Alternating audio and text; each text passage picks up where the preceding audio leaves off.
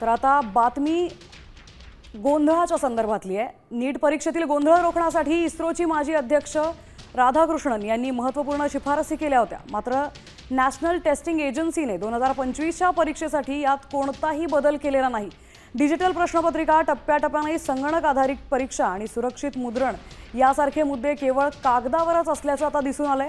2024 मधल्या मोठ्या वादानंतरही एनटीएने जुनीच pen paper पद्धत कायम ठेवल्याने नाराजी व्यक्त केली जाते।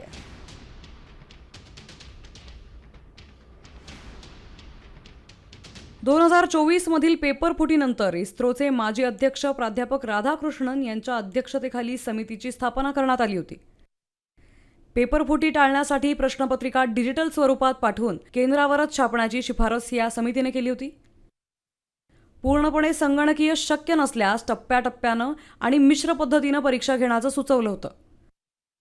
त्याचबरोबर परीक्षा एकाच वेळी न घेता जेईई प्रमाणे विविध सत्रात घेण्याचाही पर्याय दिला होता। मात्र 2025च्या परीक्षेसाठी नॅशनल टेस्टिंग एजन्सीनं जुनीच पद्धत कायम ठेवली।